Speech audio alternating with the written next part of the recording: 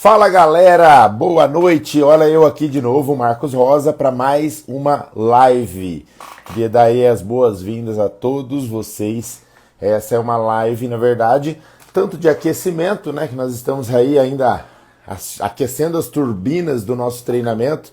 Fizemos aí a nossa primeira aula hoje, às 9 horas da manhã, tivemos aí a primeira aula liberada para fazer aí o curso de inspeção de vasos de pressão criogênicos. Muita gente assistiu, tivemos aí muitos acessos à primeira aula, graças a Deus, né? Eu fiquei muito feliz de ver aí os feedbacks que o pessoal deu, as perguntas que colocaram também lá na plataforma, né, onde nós entregamos a primeira aula do curso de inspeção de vasos criogênicos. Então, com certeza, o pessoal está animado aí, animadíssimo para essa aula, que é a aula Tira Dúvidas, né? Então hoje eu vou abrir aqui um canal ao vivo comigo. Quem quiser falar ao vivo, pode falar aqui comigo, fazer a pergunta ao vivo, eu vou chamar você para você participar. Ou se você quiser também fazer a sua pergunta, né, usando o card de pergunta, que é esse balãozinho com a interrogação aqui, você também pode fazer a sua pergunta por ali, tá? Eu já tenho aqui algumas perguntas que o pessoal fez lá na plataforma.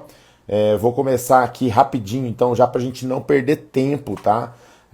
Fazendo aqui, dando aqui as respostas do treinamento. Vocês perceberam, pessoal, como que é interessante isso, né?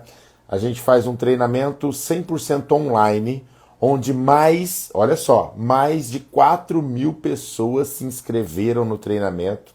Estou muito feliz, né? Estou percebendo aí que o pessoal realmente está aproveitando as oportunidades. Muitos até falaram, Marcos, obrigado, muito bom o treinamento, primeira aula excelente. Vocês esperem aí que vocês vão ver como que tá a segunda e a terceira aula. Estão realmente muito melhores do que a primeira aula. Então, com certeza, vai fazer muito sentido para você, que é um profissional habilitado, que é um inspetor de equipamentos, que é um cara que trabalha na segurança do trabalho e precisa realmente ter mais conhecimento sobre a norma NR13, beleza? Vamos lá, primeira pergunta. Eu vou até pegar o nome da pessoa que fez essa primeira pergunta, que eu tô aqui na tela, né? O nome da pessoa que fez essa primeira pergunta eu tenho aqui comigo, que é deixa eu ver aqui o nome dele, Marcelo Passos Lima. O Marcelo Passos Lima. Obrigado, Marcelo, pela pergunta. Bem, o Marcelo deixou o nome dele, então eu falei aqui. A pergunta do Marcelo foi a seguinte, ó. Vamos lá.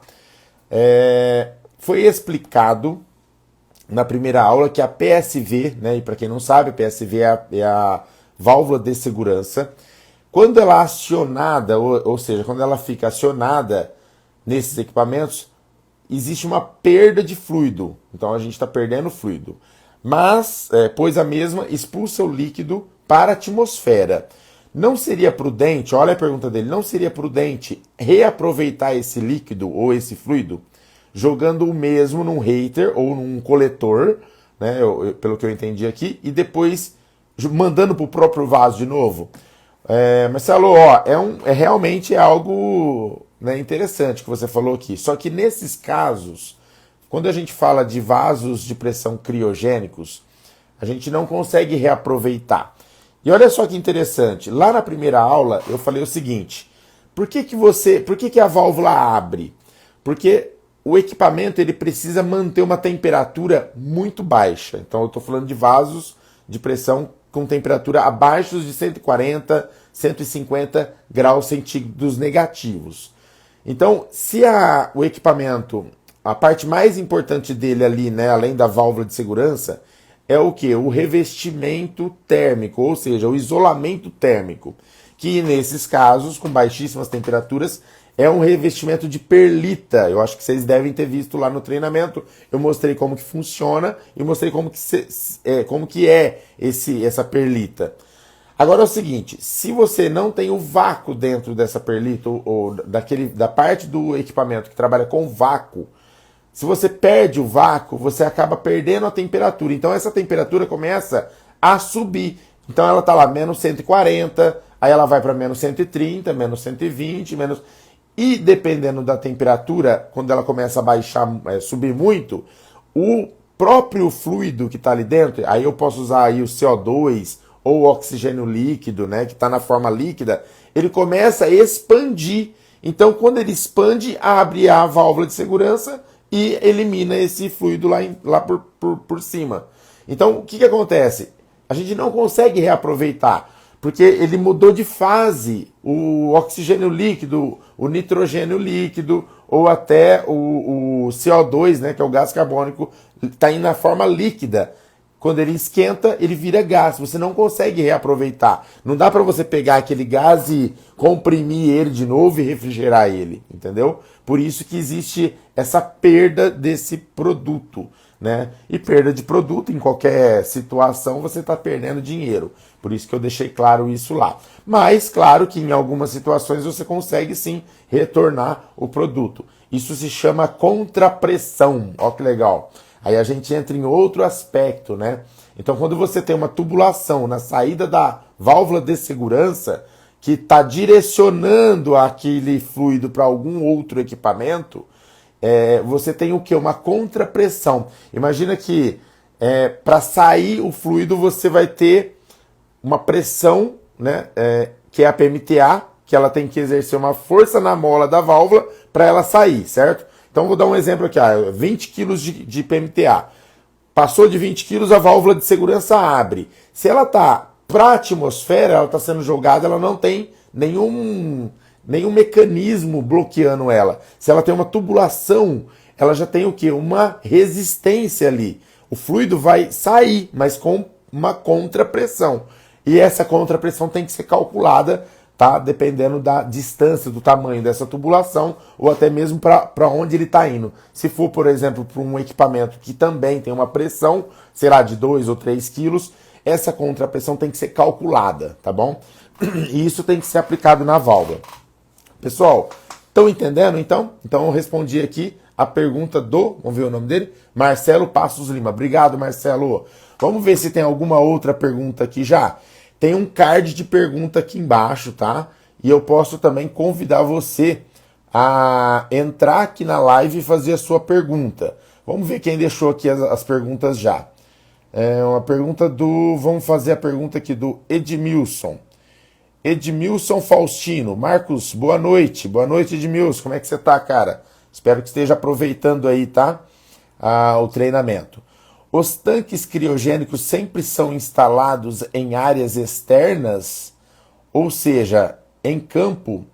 Cara, boa pergunta, boa pergunta.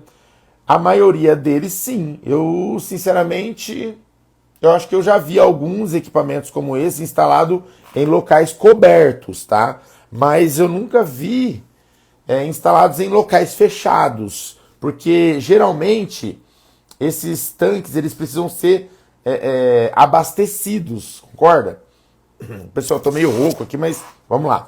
Esses tanques eles precisam ser abastecidos. E quando você tem um tanque criogênico, ele tem que ficar próximo de uma rua de transição ou transitória. Então o caminhão vai entrar, vai parar perto do tanque criogênico para reabastecer esse tanque, né? Então esses produtos que estão ali, geralmente, ou a maioria das vezes, são produtos ou matéria-prima, né, de algum outro subproduto, como o CO2 para o refrigerante, né, ou para outros tipos de produtos que usam, né, o gás carbônico aí, tá bom? Então, geralmente, eles são realmente próximos de uma rua na empresa, e aí fica muito mais prático, né, colocar ele mesmo na parte externa, tá bom? Mas é uma boa pergunta. Na norma não existe nada falando sobre isso, tá? Não existe nenhuma regulamentação sobre isso. Obrigado pela sua pergunta, Edmilson.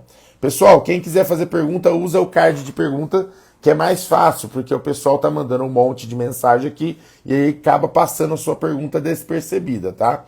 Vamos para a próxima pergunta aqui. Outra pergunta do Não, esse é do Ednilson Lourenço agora. Vamos lá, Marcos, boa noite.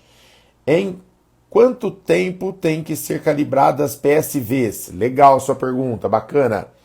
A norma NR13, ela dá um limite, né, para para que você faça as manutenções, testes e calibrações das PSVs de acordo com o critério do profissional habilitado, não superior à inspeção interna do vaso. Ou seja, imagina que um vaso de pressão de categoria 2, por exemplo, a calibração dessa válvula não pode passar 4 anos, porque a inspeção interna seria 4 anos.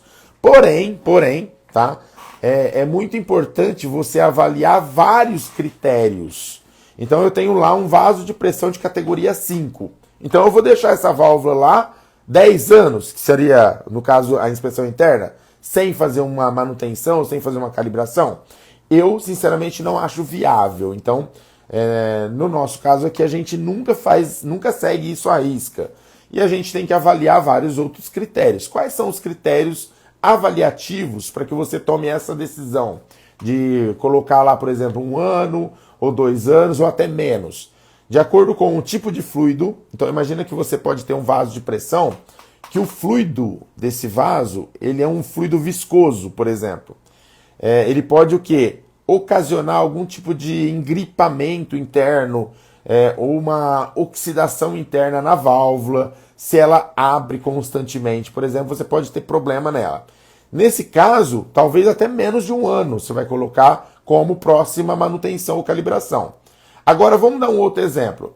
Um fluido limpo, um vapor, né? Ou um vapor de escape, um vapor de baixíssima pressão, totalmente limpo, né? Ou um outro fluido qualquer limpo, que não tenha nenhum tipo de problema.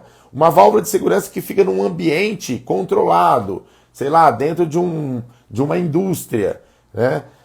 Como as autoclaves, por exemplo, de indústrias hospitalares, né?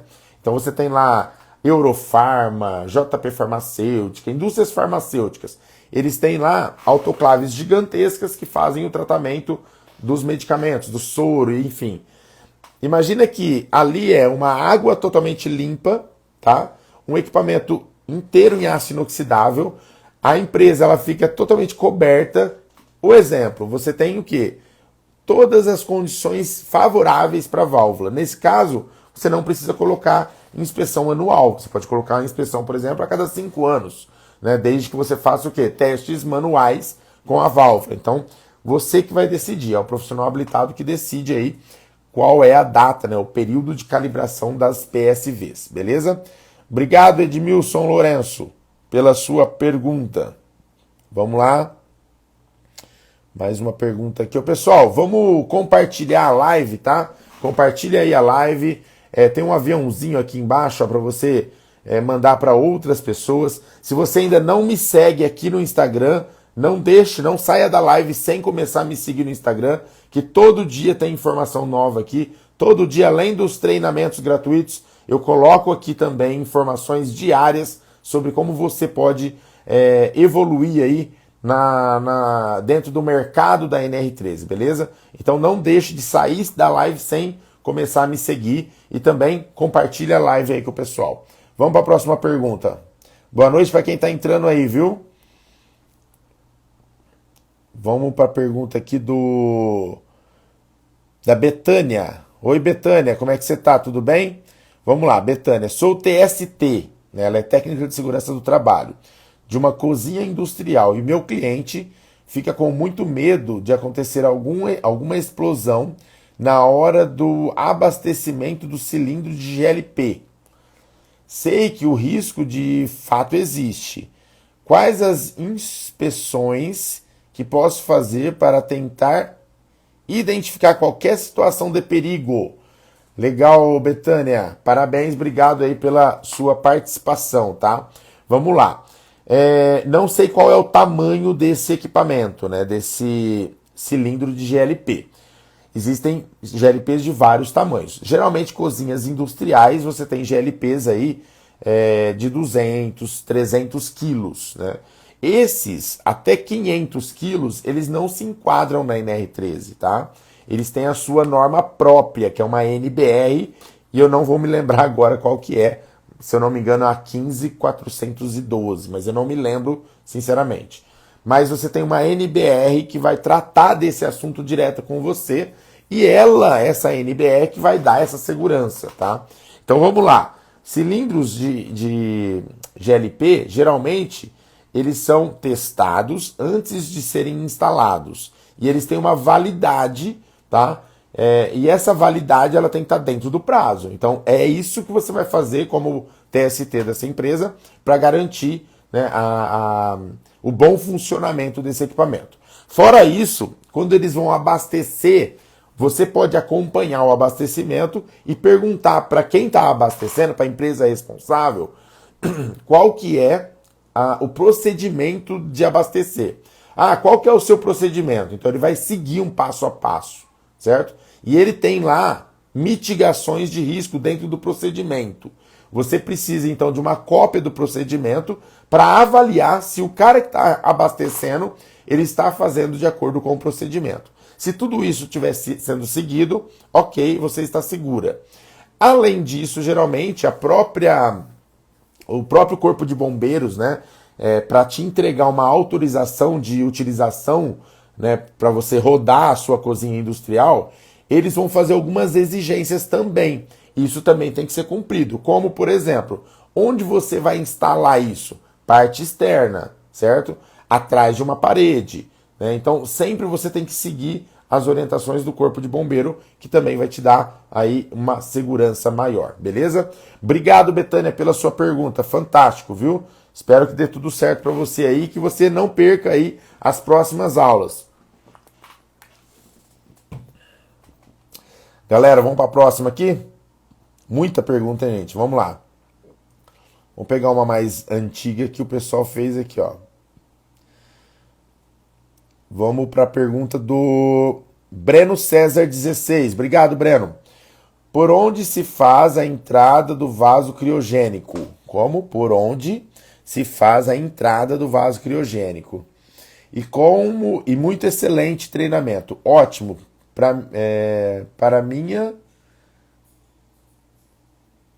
Ótimo para minha formação, eu acredito que ele falou. Beleza. Ô Breno, obrigado pela sua participação. Parabéns aí, tá, por ter assistido a primeira aula. E cara, você vai entender essa pergunta sua na próxima aula. Amanhã você vai começar a ver como que esses equipamentos são fabricados. Então amanhã a gente tem a participação do engenheiro Carlos, tá? Que é o responsável técnico pela Nitrotec, que é uma empresa, uma das maiores empresas de fabricantes, né, que fabricam vasos criogênicos. Mas assim, às vezes a gente olha um vaso criogênico, a gente acha que é um equipamento simples, porque lá, é um equipamento simples, né? Tem 2 tampos semielípticos, né, um corpo, né, sem nenhum tipo de detalhe, ok. Porém, não é exatamente isso que a gente deve considerar. A maioria das tomadas que estão ali de acesso a esse equipamento, elas não são diretamente para a parte interna do fluido, né? Geralmente essas tomadas elas vêm de baixo e são alocadas nas extremidades. Então você vai entender isso melhor na próxima aula. Não perca a próxima aula, que nós vamos mostrar os desenhos em 3D de como é fabricado esses equipamentos e como eles são, como que é importante realmente a documentação do fabricante, tá bom? Então você vai ver isso aí. Obrigado, Breno, pela sua participação. Fala, Jonatas Gabriel de Souza. Obrigado aí, cara. Abraço pra você, viu? Obrigado por participar. Vamos lá, vamos para a próxima pergunta aqui. Pergunta do engenheiro Marcos Bloch. Ô, Marcão, e aí, como é que você tá? O Marcos é aluno meu lá do curso de alta performance. Cara, um prazer, vamos lá. Como saber se o isolamento é a vácuo ou poliuretano? Somente pelo prontuário ou tem outra forma? Ô Marcão, tem outra forma sim. Vamos lá.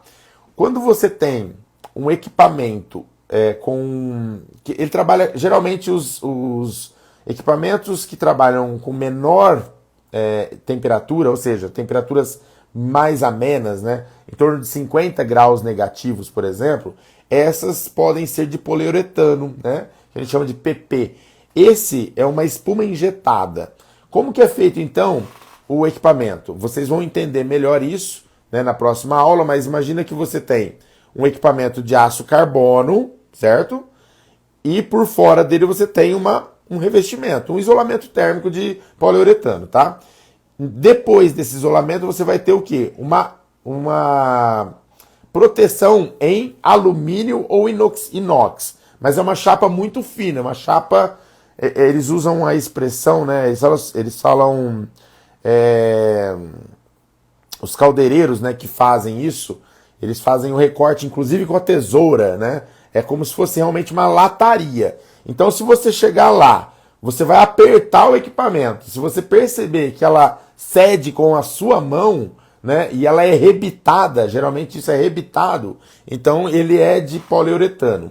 Se você chegar lá e ver que é solda e que é uma chapa mesmo, né, que você consegue ver que é uma chapa, ele é de perlita expandida. Então existem esses dois tipos de vasos de pressão. E aí a gente fala criogênico, mas na verdade os vasos de pressão que tem poliuretano, eles não são criogênicos. São vasos de pressão com baixas temperaturas, tá? Os criogênicos mesmo são esses que têm a perlita expandida, porque aí já é abaixo de 140 graus negativos. Beleza, Marcão? Obrigado, cara. Obrigado pela sua pergunta aí.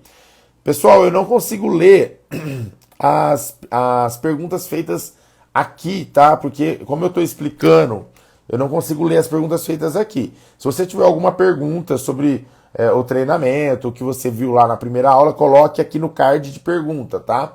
E já faça aí, faça aí a gentileza de compartilhar a live e curtir o Instagram, tá? Não esquece de me curtir lá no Instagram. Vamos ver aqui mais uma pergunta. Pergunta do Rafael de Assis. Obrigado, Rafael. Como reconstruir o prontuário quando o vaso criogênico não possui documentação de fabricação? Oh, essa pergunta é a pergunta de 1 milhão, hein? Como que você vai fazer um prontuário desse? Bem, parte da resposta você já teve na primeira aula. Se você não assistiu, vai lá e assiste que tá lá. Mas o restante dessa pergunta, a resposta está na segunda e na terceira aula, tá? Então, assim, eu não vou entrar em detalhes, porque senão eu vou acabar dando treinamento aqui para vocês, porque para ter essa resposta, eu tenho que explicar todo o treinamento, beleza? Mas, Rafael, obrigado pela sua participação, excelente pergunta. É a pergunta que todo profissional habilitado quer saber. E tá dentro do treinamento. Vai lá e assiste a segunda e a terceira aula, beleza? É isso aí, valeu. Vamos para a próxima aqui, gente. Vamos ver aqui. Boa noite, José Eduardo Maciel. Obrigado, José Eduardo, pela pergunta. Boa noite. Se você não tiver projeto, como você pode saber eu acredito que é PMTA, né, José? Cara, não sabe, né? Sem projeto, você não sabe a PMTA, não tem jeito. É impossível, porque o que vai te falar qual é a pressão máxima de trabalho admissível de qualquer equipamento, e aí eu estou falando de vasos criogênicos, de vasos de pressão comum, como um compressor de ar, ou uma caldeira aquatubular, flamo-tubular, ou mista, de qualquer forma, você não tem condições de saber isso sem o cálculo. Aí você pode falar assim, Marcos, mas eu fui fazer uma inspeção de um vaso de pressão e na placa de identificação estava lá, né, a PMTA de 12 quilos, quilograma-força por centímetro quadrado. E aí? Quer dizer, na placa, mas não tinha prontuário, mas tinha a placa, e na placa estava escrito.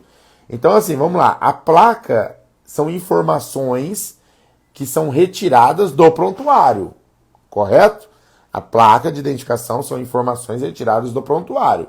Mas a norma NR13 fala que o prontuário, ele precisa ter o quê? O passo a passo para chegar na PMTA, que são o quê? Que é o quê? O memorial de cálculo. Então é o memorial de cálculo que vai identificar, o que vai te falar qual é a PMTA para aquela espessura mínima específica do equipamento, tá? Marcos, como que é feito isso? O memorial de cálculo ele é feito por parte. Então você tem os tampos e você tem o corpo do equipamento. Então você tem que calcular os tampos e calcular o corpo. Os tampos são iguais, né? Ele não tem nenhum tipo de diferença. Então você faz um cálculo para os tampos e um cálculo para o corpo. É assim que funciona. E, cara, só vai conseguir mesmo identificar a PMTA através dos cálculos, o memorial de cálculo. Beleza? Obrigado pela pergunta, José. Vamos ver aqui quem tá na live. Fala! Deixa eu ver. Átila Nunes, abraço, chegou agora. Seja bem-vindo aí. Se quiser fazer pergunta, ó, usa o card de pergunta, tá? Emily, tudo bem, Emily? Prazer te ver. Adriel, e aí, Adriel, como é que tá, cara? Vamos ver quem mais tá aqui. Will, beleza, Will? Tiago Paiva, abraço. Neto Simões. Deixa eu ver quem mais. Alexandre, tá bom, Alexander? Fernando, beleza, Fernando? Jogner, geralmente os tanques de PU têm unidade de refrigeração. Isso aí, cara, tá aí, ó, tá ligadão na live aí. É isso aí. Dani Fernandes, abraço. Pessoal, distribui a live aí para quem vocês quiserem, tá? E dá um like aí pra gente, pra subir a live também. Isso ajuda na divulgação, beleza? César, um abraço, cara. Como é que você tá? Ó, César, manda um oi pra mim. Um abraço, César. Você mora no meu coração, cara. Fala, Dani. E aí? Olha lá, o pessoal tá animado, ó. Kleberson, boa noite. Rio Grande do Norte. Caraca, meu. Tá longe, hein, meu? É isso aí. Já fui aí no Rio Grande do Norte, hein? É bom aí. Vamos ver aqui, ó. O Weston. Rapaz, ó o pessoal aqui, ó. Todo mundo chegando. Ó o César aí, ó. Abraço. Elisa Jory, e aí, como é que você tá? Salve Marcos Rosa, engenheiro Marcos Bloch, e aí? Sou de Sumaré. Ó o pessoal aí, ó, de Sumaré aqui, ó, pertinho da minha região de Ribeirão Preto aqui. Orlando, Goiânia. E aí, Orlando, Aracaju. Ó o Dilson Tossi.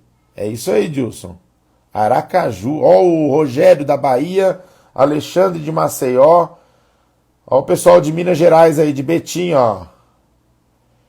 Sou da Bahia. Isso aí, Dani. Pessoal, muito boa, hein? Anápolis, Goiás. Ó o pessoal de Anápolis aí também. Um abraço para Anápolis.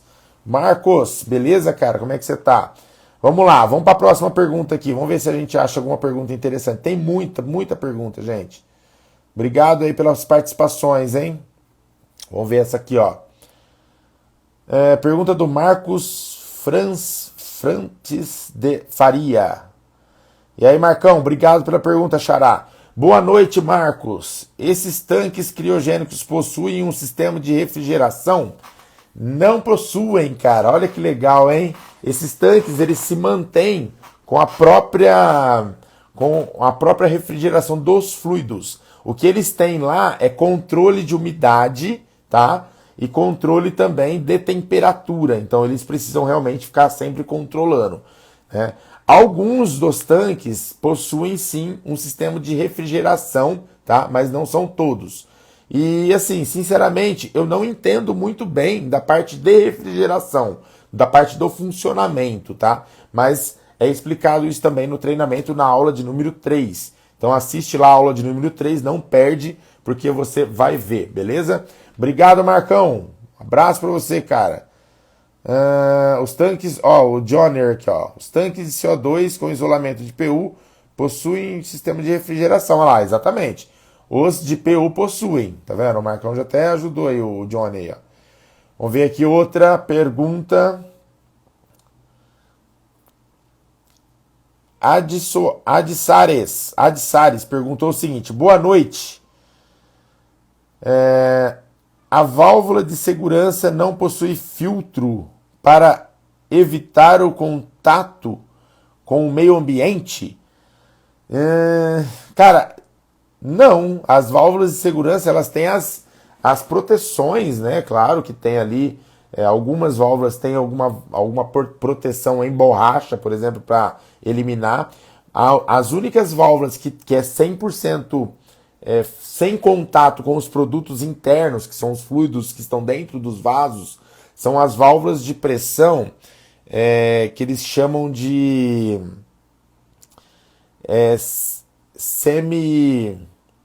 como que chama? É uma válvula de pressão que não tem, que ela é polida por dentro. Eu esqueci o nome, fugiu agora. Quem lembra aí, galera? Põe aí, ó.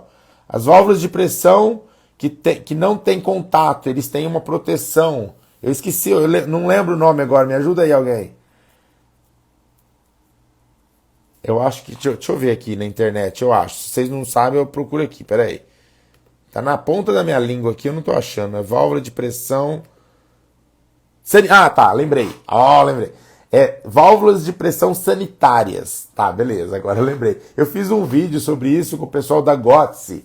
Procura lá assim, ó, Marcos Rosa, válvulas de pressão sanitárias e semissanitárias. Esses dois tipos de válvula tem um diafragma, tem uma proteção. Ah lá, semissanitária, lá, o pessoal já...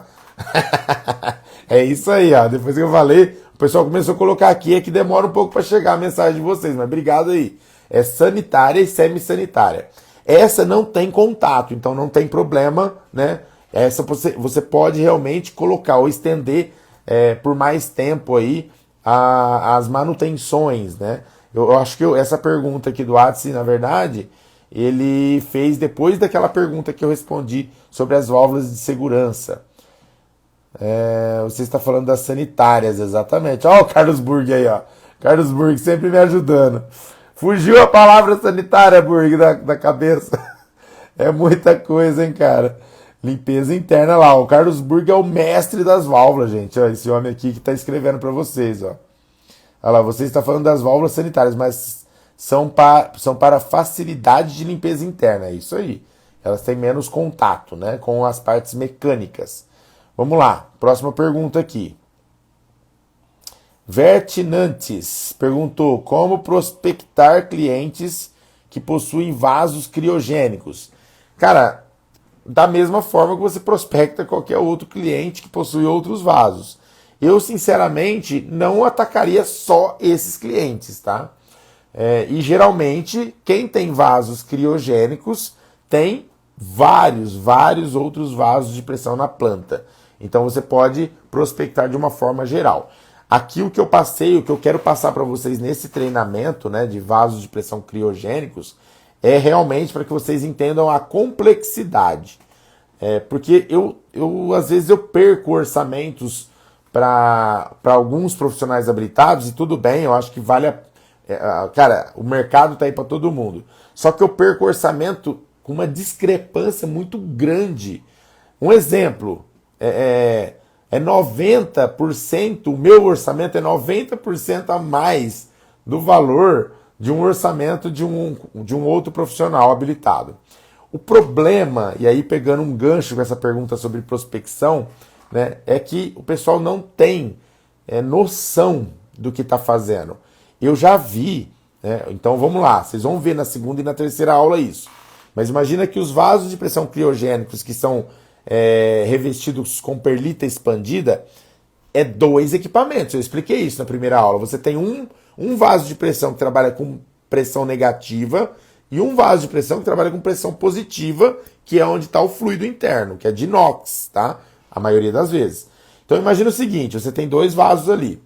O que eu já vi acontecer? Eu já peguei relatório de inspeção periódica, onde o profissional habilitado foi lá, mediu espessura só do vaso externo, tá? Fez o cálculo da pressão interna positiva para o vaso externo e liberou o equipamento. Quer dizer, a pessoa, o profissional, não sabia nem que existia um vaso interno. Não sabia nem como eram esses equipamentos internamente. Então, por isso que eu quis colocar aqui nesse treinamento, né, para que até essas pessoas que estão concorrendo comigo podem ganhar, não tem problema o orçamento, eu não ligo. Mas, pelo amor de Deus, gente, faça do jeito certo. Então, eu trouxe o Carlos, que é da Nitrotec, para realmente mostrar a complexidade desses equipamentos, tá bom? Então, façam do jeito certo, pelo amor de Deus. Não vai medir espessura lá externamente e simplesmente tacar o pau, não, e fazer o negócio de qualquer jeito. Por isso que eu não ganho, né? Então, muitos clientes eu vou lá e eu perco a proposta. Geralmente, os que eu ganho é aquele que está num pacote maior, que são indústrias de grande porte, que tem lá 700 vasos de pressão na indústria, e esses vêm junto, né? E esses geralmente têm um preço muito, muito maior para se fazer uma reconstituição de prontuário e também uma inspeção periódica do que o normal. Às vezes, se o cliente tem um problema, você vai ver isso na segunda aula, se o cliente tem um problema de temperatura, nossa, está subindo a minha temperatura, eu estou perdendo, então isso significa que ele está com um problema de vazamento no vácuo, tá? Se ele tem esse problema, às vezes compensa ele comprar um equipamento novo do que ele reparar ou fazer qualquer tipo de manutenção no equipamento como esse. Beleza? Mas fica aí a dica. Obrigado aí, Vertenantes, pela pergunta. Muito boa a sua pergunta. Pessoal, e aí? Quem chegou aqui agora? Fala aí, cheguei agora, sou de... Manda aí a sua cidade para que eu possa saber de onde você é, tá?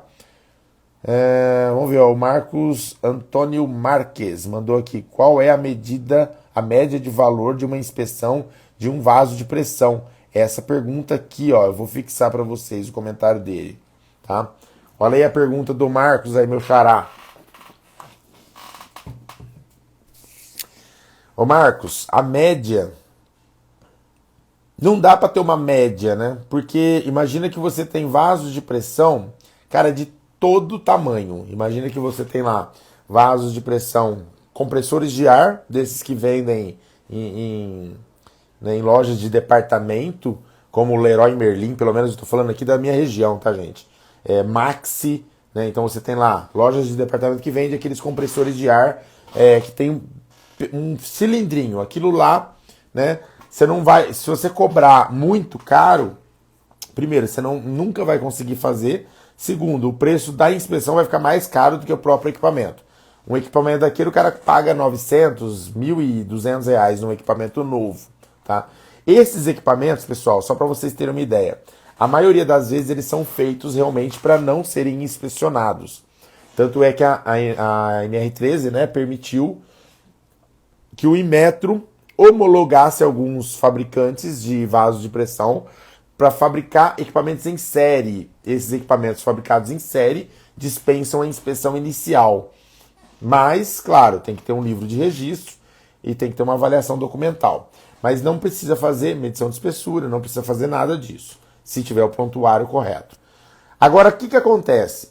Esses equipamentos eles já são fabricados com uma espessura tão baixa que não aguenta 5 anos. Então, a primeira inspeção, se você jogar para 5 anos, existe um risco grave iminente aí. E se você realmente fizer a inspeção, colocar lá a sua medição, fazer a medição de espessura, a maioria desses equipamentos já nasce morto. Então, qual que é a ideia? É você realmente não fazer a inspeção inicial, é você fazer a abertura de livro e colocar a primeira inspeção para daqui 1 ano. Tá? Então, são equipamentos que vão durar 1 ano, porque na primeira inspeção periódica já não vai conseguir aprovar esse equipamento. Então, vamos lá. Qual é a média de valor para um equipamento como esse, para você fazer o quê? Uma avaliação documental e uma abertura de livro de registro, você não pode cobrar mais que R$300, tá? Não pode. Cobra lá seus R$300, você vai gastar 1 hora, 2 horas para fazer esse trabalho, ok? Ah, Marcos, mas é 500 quilômetros da minha casa, então nem mande a proposta. Quem tá lá na região do cara lá, vai atender ele lá, tá? Não adianta. Agora tem equipamentos que você leva 2 dias para fazer a inspeção, tá? Então eu já inspecionei alguns equipamentos de grande porte, tá? Que levam lá 2 dias inteiros para o técnico realizar a inspeção. E mais 1 dia para você emitir a documentação. Então eu estou falando aí, ó, de um serviço de 2, 3 horas, que você cobra R$300, e um trabalho, né, de 3 dias, que você tem que cobrar o quê? R$3.500. Então olha só, aí, então qual que é a média? 300 mais 3.500, né, 3.800 dividido por 2? Não dá, eu não posso fazer essa média e não posso te orientar dessa forma. O que eu falo para você é que preço é tempo. A única unidade de medida para você ter balização para preço é o tempo que você vai gastar. Quanto tempo você gasta para fazer. E depois vem a segunda parte, que é a responsabilidade técnica. E aí você tem uma responsabilidade técnica para uma inspeção periódica e um peso totalmente diferente para uma reconstituição de prontuário. Então quer dizer que se você tiver que fazer uma reconstituição de prontuário, cálculo, espessura mínima, você vai se responsabilizar por esse equipamento até o final da vida útil, tá? Já uma inspeção periódica, você vai se responsabilizar por aquele equipamento até a próxima inspeção, que é no máximo 5 anos. Isso para a categoria 5 de vaso. Então, quando a gente fala dessa forma, você passa assim, opa, então eu ficar responsável até o fim da vida daquele equipamento, que pode ser 30, 40 anos, sei lá, tem que ter um peso maior na responsabilidade. Então, a reconstituição de prontuário precisa, né, ser mais cara do que uma inspeção periódica. Tem um peso maior na responsabilidade. Beleza? Eu acho que já deu uma clareada aí. Marcão, obrigado. Eu respondi a sua pergunta que estava aqui nas mensagens, porque eu vi ela aqui, tá? Vamos ver se chegou alguém aqui de fora. Vamos ver, ó. Sou Neice 2 e agradeço o conhecimento. Parabéns pelo conteúdo, Fábio Nascimento. Valeu, Fábio. Obrigado. Ó, o Cristiano Mota aqui, ó, de Paragominas. Caramba, lá no Pará. Tive aí no Pará esses tempos atrás aí. Manda um abraço aqui pro meu amigo Jefferson, lá de Belém do Pará. Grande Jefferson e a família dele. Amo vocês. Olha lá, ó, a Marília. Sou de Marília. Ó, a Marília é de Marília. Sou a Marília, desculpa.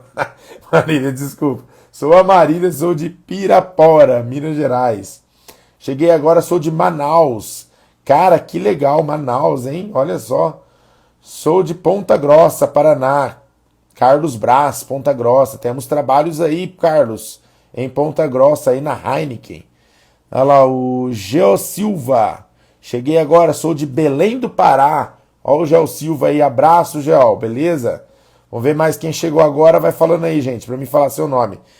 O Magno Marinho, abraço, cheguei agora, sou de Leme, São Paulo. Pertinho aqui, ó, Leme, São Paulo, já tive ali já em Leme. Pertinho de Ribeirão Preto. Vamos lá. Quem mais aqui que chegou agora? Vamos ver aqui. Boa. Luiz Carlos. Luiz Carlos João Neiva, Espírito Santo. Abraço pro Espírito Santo aí. Amo aí esse estado, hein? Vamos ver aqui. Professor Marcos, um vaso de pressão está sujeito a uma iminente explosão? Vamos lá, professor Marcos, um vaso de pressão está sujeito a uma iminente explosão? Vamos responder essa aqui, gente? Essa pergunta do Sérgio Cachoeira. Ô Sérgio, qualquer vaso de pressão, tá? Quando ele é bem calculado, quando ele tem um prontuário, é elaborado é feito as inspeções periódicas corretamente, a válvula de segurança é instalada de forma correta, não vai explodir, tá? Não vai explodir. A não ser que tenha uma má operação. Então, existem vários fatores, né? Existem muitas variáveis dentro de uma operação de vaso de pressão, assim como muitas variáveis dentro de uma operação de uma caldeira. Esses equipamentos, eles estão sim, né, constantemente correndo risco. Mas se a gente parar para pensar, qualquer situação da nossa vida a gente corre risco, não é? Então você está atravessando a rua, se você não olhar para a rua, você pode ser atropelado, não é? Então a gente tem que pensar o seguinte, vamos fazer o que é certo. Olhar antes de atravessar a rua, né? Usar o cinto de segurança, andar na velocidade permitida com o nosso veículo e também fazer as inspeções da forma correta, né? Fazer do jeito que deve ser feito, usando aí a integridade e segurança nessas inspeções para balizar o nosso trabalho. É isso que eu quero. Na verdade, o meu propósito, Sérgio, é que 100% dos equipamentos instalados nas indústrias, enquadrados na NR13, estejam íntegros e seguros da forma correta. Por isso eu entrego conteúdo todo dia na internet e entrego trabalhos ou cursos, né, como esse que eu estou fazendo para vocês aqui. Então assista a segunda, assista a terceira aula e se você tiver oportunidade, faça outros treinamentos, né? Entre para a minha turma do curso de alta performance em NR13, que é lá que você vai aprender o passo a passo, onde o engenheiro vai do zero, né, a especialista. Aí ele vai fazer inspeção de ponta a ponta nesses equipamentos de grande risco e garantir aí que realmente eles estejam íntegros e seguros. Beleza? Obrigado, Sérgio. Vamos lá, vamos ver aqui quem chegou agora na live aqui.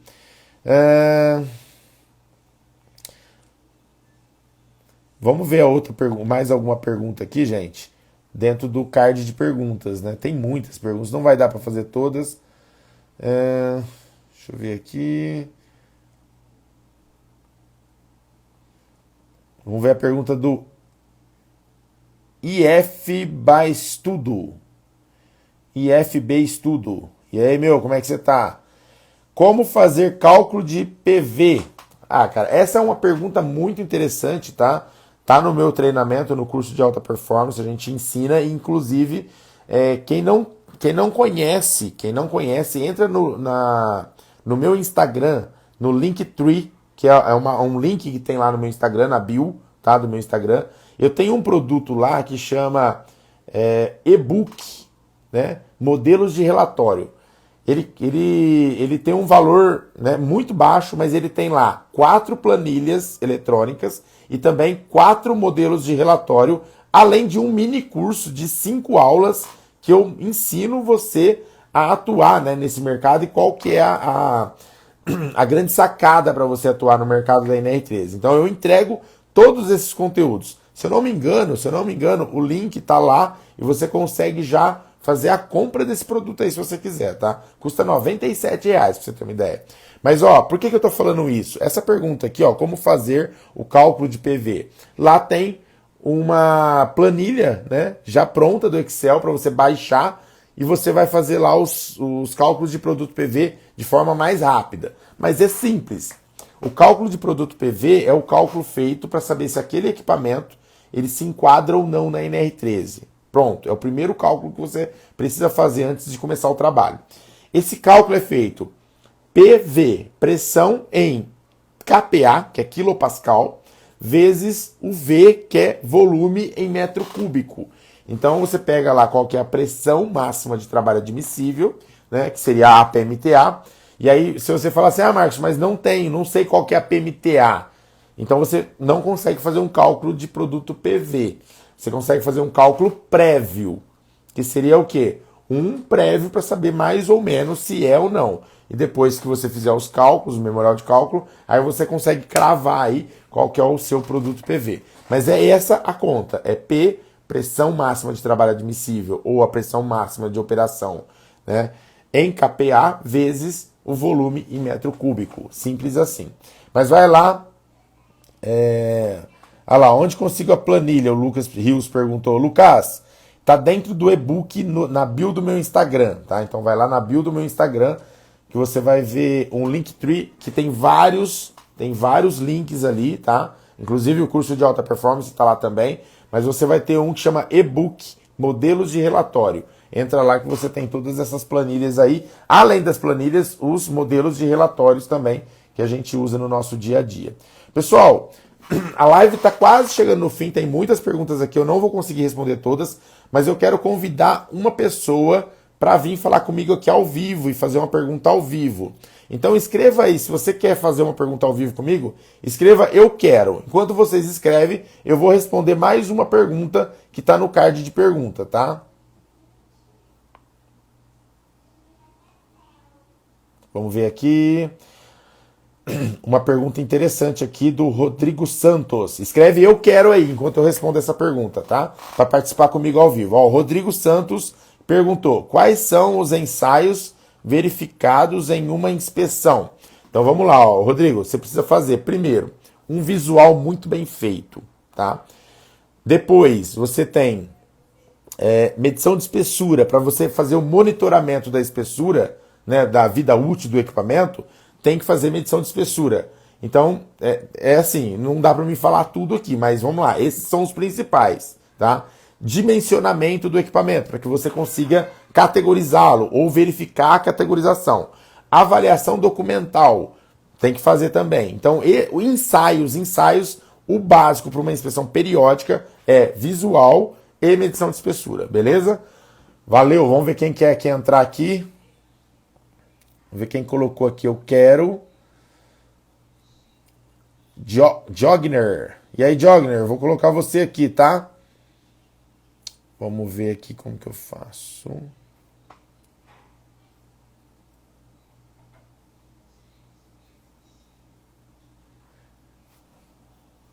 Diogner. Ver se eu acho ele aqui. Não tô achando. Deixa eu ver como que escreve aqui. Ah, é D-Y-O. Vamos ver aqui. Vou colocar o Diogner aqui pra dentro. D-Y-O. Vamos ver se consegue chamar aqui. Não tô te achando aqui, cara. Vou ver se você já pediu. Ah, tá aqui, ó. Aceita. Lá. Vou chamar o Diogner aqui. Diogner. Diogner. Vamos ver de onde que o Diogner é. Fala, Diogner. É Diogner mesmo que E fala aí, o seu nome? isso, tudo Ah, bem? tô bem, cara. Prazer te conhecer aí. Seja bem-vindo. Prazer é meu. Obrigado. Joia. De onde você é, cara? Fala um pouquinho de você. Eu sou engenheiro mecânico, tenho uma empresa de engenharia aqui em São José dos Pinhais, região metropolitana de Curitiba. Curitiba, ah, pertinho de Curitiba. Eu conheço aí. É, O pessoal da Passaúra, Irmãos Passaúra. eu presto serviço para alguns concorrentes deles aqui. Para Ah, eles, direto, não presto. eu tenho um aluno meu aí, o Eduardo, que trabalha na Irmãos Passaúra. É engenheiro lá. É uma empresa bem conhecida, bem grande aqui da região. Sim, fazem montagem de caldeiras gigantes, cara, esses caras aí. Uhum. Mas legal, e aí, como é que você tá aí? Tá trabalhando autônomo? Trabalha em alguma empresa em regime CLT? Como que tá? Não, eu tenho meu escritório de engenharia, eu tenho escritório de engenharia mecânica, a gente presta serviço de projeto de máquinas, equipamentos, vasopressão e tubulações. Show. Como que chama a sua empresa? Oi? Como que chama a sua empresa? Mappings Engenharia. Mappings Engenharia. Isso aí, galera, lá, ó. Segue o Diógenes lá, né? Eu Faz trabalhei, aí sua pergunta. eu queria perguntar, na verdade eu já trabalhei 5 anos com vasos criogênicos já. Conheço bem os equipamentos, Sim, trabalhei com instalação de vasos em centrais líquidas criogênicas, nesses tanques também que não são criogênicos, que têm unidades de refrigeração. sim. E depois, mais tarde, trabalhei com inspeção. Nessa época eu ainda não era engenheiro, mas eu trabalhava com um profissional habilitado, e daí que fui aprendendo a parte de inspeção em vasos criogênicos. Foi o primeiro Legal. tipo de vaso de inspeção que eu fiz inspeção, foi criogênico. Teve uma situação que eu nunca soube como... Quando eu era perguntado, eu ficava em dúvida, que é a questão de como aprovar o vaso interno se eu não tenho como fazer a inspeção interna. Então, eu não tenho abertura para fazer medição de espessura, então o método que a gente usava era fazer um teste do pneumático, porque nós não poderíamos fazer teste hidrostático com água, porque se ficar a umidade dentro do tanque, ela congela e isso vai parar em alguma válvula, um obturador e vai travar alguma coisa. Então, não pode ter umidade dentro do tanque. Então, a gente testava ele subindo a pressão pela serpentina a serpentina interna do tanque. Interna não, ela fica na parte de baixo ali para fazer autorregulagem de pressão, né? Porque ele se autorregula. Sim. E a minha pergunta é justamente sobre isso. Esse era o método que nós utilizávamos para, vamos falar assim, validar, né, o vaso interno, porque nós não tínhamos abertura para medir espessura, para fazer uma boroscopia, nem para o visual, né? E eu queria saber se isso é prática atual de outro pH também, se usam alguns métodos alternativos que não esse. Ah, legal, cara. Excelente a sua pergunta. Na verdade, esses equipamentos eles têm um sistema de fabricação. Na segunda aula do treinamento e na terceira aula você vai ver isso. É totalmente diferente do que o cara imagina olhando de fora, né? O cara que está olhando de fora, ele, né, eu até citei aqui, já vi relatórios de profissionais habilitados que o cara nem considera o de interno. Faz a pressão, faz o cálculo de pressão da pressão interna, né? Com a espessura do externo. Quer dizer, totalmente errado, né? Isso acontece mesmo. Mas a forma como vocês fazem é ótimo, é assim mesmo que valida. E não tem outra situação a não ser fazer dessa forma, que é um teste pneumático. E você está certinho em não fazer hidrostático, porque se ficar qualquer umidade, realmente é perigoso até perder o equipamento, né? Outra coisa que é interessante é o seguinte, que é falado também no treinamento, não me lembro se foi na primeira, na segunda ou na terceira aula que eu falei isso, mas é importante você entender como ele funciona, qual é o funcionamento do equipamento, porque se você tem um ambiente de zero umidade, que seria a parte interna do vaso interno, né, porque você tem ali uma temperatura abaixo de 140 graus negativos, então você tem zero de umidade lá. Você não tem oxigênio, né, no estado de que reaja com algum outro elemento que cause talvez uma corrosão interna. Então, o fato de você ter uma credibilidade no fabricante é muito importante. Então você, peraí, ó, eu tenho aqui toda a documentação. Eu acredito nesse fabricante. Né? Hoje, por exemplo, a White Martins ela tem a sua própria fábrica. Né? Então, muitos desses equipamentos White Martins. Outros equipamentos da Arliquid, por exemplo, que também tem a sua própria fábrica. A Nitrotec, que é o engenheiro Carlos que está me ajudando nesse treinamento, que ele aparece na segunda e na terceira aula, ele também, né, vai mostrar aí muita coisa sobre isso, sobre a questão da fabricação. Também são idôneos, tem todos os projetos, todos os mecanismos para fazer um bom equipamento, um equipamento seguro e íntegro. Mas então, onde eu quero chegar? Se você não tem oxidação interna e na parte externa daquele equipamento também não tem oxidação, porque você tem vácuo, né? E o vácuo ali é vácuo total praticamente, é 0,99 alguma coisa de pressão negativa. Quer dizer, você não tem oxidação em nenhuma parte desse equipamento. Se você tem uma credibilidade daquele equipamento através de um teste de pressão, você pode liberar tranquilamente ele, entendeu? O interno. O problema maior, que você vai ver que eu vou falar sobre isso no restante do treinamento, é a questão da reconstituição do prontuário. Como que você reconstitui um prontuário que você não tem dimensional, você não sabe quais são os reforços? Então, é esse o problema maior, que é o prontuário. Né? Então, eu vou dar algumas dicas ali e realmente profissionais que não entendem da mecânica ou da fabricação não vão conseguir realmente reconstituir esses prontuários. Por isso que a gente tem que entender isso e aceitar aí os cálculos, né, dos fabricantes. Mas fala aí. Eu já mexi com muito vaso que estava perdendo vácuo e a gente era contratado para fazer manutenção dos tanques, inclusive os tanques rodoviários. Muita manutenção em tanques rodoviários. E vaso que perde em vácuo, o pessoal lidava com aquele tanque lá 1 ano, 2 anos, lá o técnico tem que ir lá 2 vezes por mês para fazer vácuo no tanque, mas chega um ponto que não tem condição. O que você vai gastar de manutenção num ano compensa comprar um vaso novo. Claro que não é barato, qualquer vaso pequenininho aí passa de 200 mil frouxo, um vaso desses criogênicos. Então, aí tem que pôr na ponta do lápis, mas ficar fazendo manutenção recorrente, aí não compensa.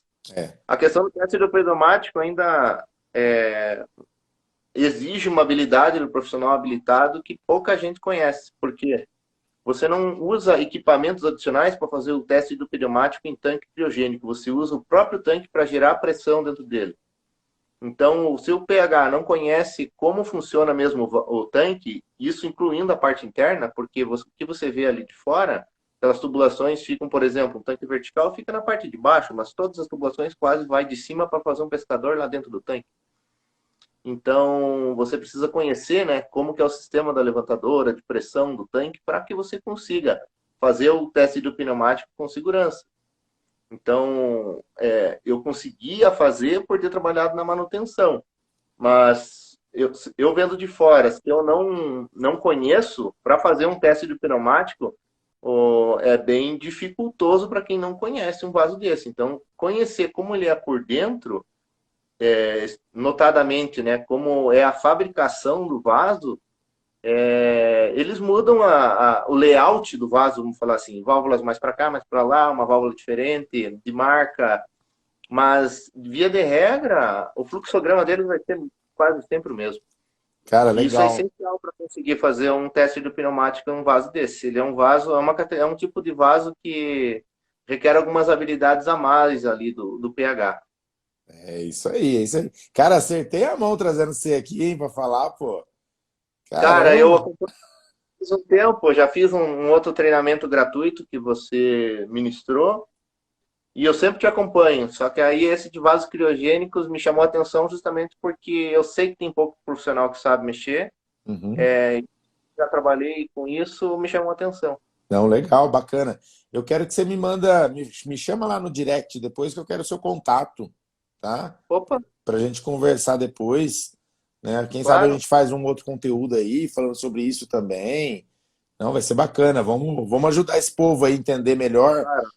Vou fazer com o porque, maior prazer. cara, porque assim, a gente precisa de pessoas que realmente faz o que você fez aqui, ó, entra e fala sem medo, entendeu? Porque o problema maior, né, do pessoal é o seguinte, o cara chega e acha assim, eu não vou ensinar porque vou estar gerando uma concorrência. Não, pelo amor de Deus, vamos um ajudar o outro, vamos equalizar. Eu quero equalizar a parte técnica, porque aí depois, cara, você fica na sua região trabalhando, eu fico na minha aqui, né? Vai ter uma concorrência saudável, né? Um ajuda o outro e todo mundo faz do jeito certo. Essa é a ideia.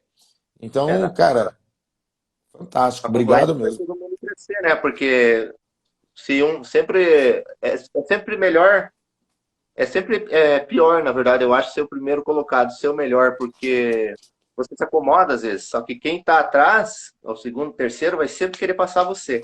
Então você tem que estar sempre precisando melhorar. É isso aí. Eu vou até salvar, peraí um pouquinho, deixa eu. Pessoal, ó, eu vou colocar aqui a mensagem do o nome, desculpa, o Instagram do Diogner. Você tem o da empresa, Diogner? Quer que eu coloque o da empresa aqui para o pessoal te seguir? Eu vou colocar aqui nos comentários aqui, ó. Coloca aí nos comentários aí, que aí eu fixo o seu comentário. Ah, Ah, legal. a minha empresa é Pessoal, nova, né? Pessoal, tem aí, ó, pouco. segue aqui o Diogner. Vou fixar o comentário dele. Fixado aí, ó. Segue aí, ó. É Mepenseg. Seng. Mas gente, Mapzeng, isso. É isso aí. Segue lá ele, o Diogner gosta aí de também entregar conhecimento. Vamos fazer uma live junto um dia aí. E depois você me chama lá e não esquece, não, hein? Me chama no não, direct. até um pouco antes da live já te mandei uma mensagem lá. Você mandou? Você vai ter o contato. Mandei, eu respondi o seu story. Ah, tá, beleza. Ótimo, perfeito. Eu vou te mandar o meu celular lá particular pra gente ter contato aí, beleza? Legal. Jorge, cara, obrigado pela sua participação, viu? Opa, eu que agradeço, foi um prazer. Valeu, tchau, tchau. Tchau.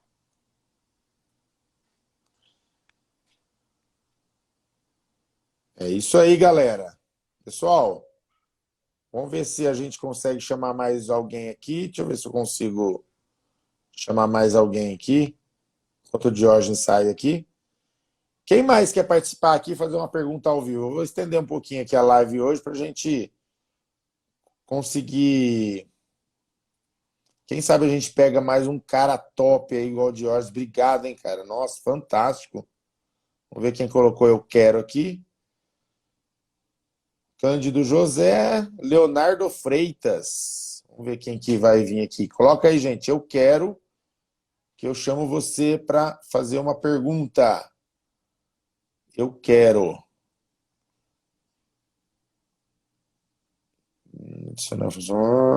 Peraí, deixa eu ver aqui. Robert Sonka. Deixa eu ver aqui se eu consigo colocar você, Robert.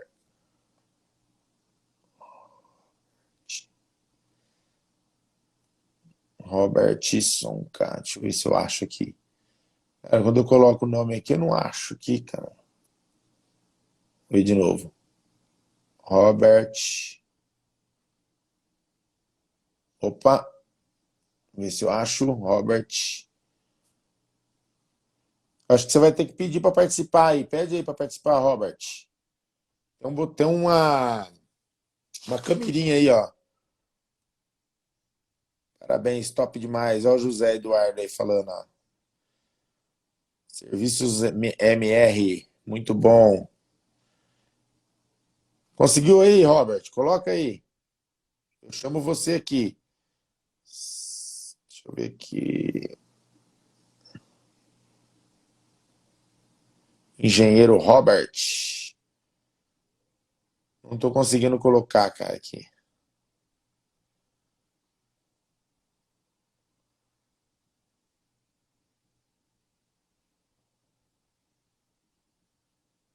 Robert Gomes. É Robert Gomes? Deixa eu ver aqui se é. Muito bem, muito bem, muito bem. Não consigo colocar o Robert. Eu quero, vamos ver. Robert. Fixar comentário, adicionar uma função de moderador. Porra, não consigo. Vamos ver se ele conseguiu chamar aqui agora. Ah, agora foi. Vou chamar o Robert aqui. Chamei aí, hein? Vamos responder mais essa pergunta. Tem uns pastel aqui de carne para comer depois. E aí, galera, beleza? Vamos lá? Obrigado, Wagner. Um abraço para você aí, cara. Fico feliz que você está gostando aí do conteúdo. Robert, entrou? De novo, hein? Tô te chamando aí.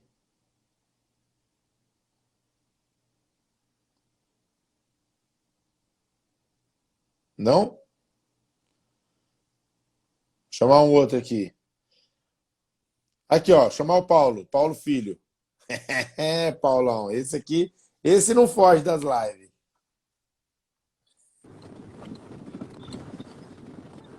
Fala, Paulo.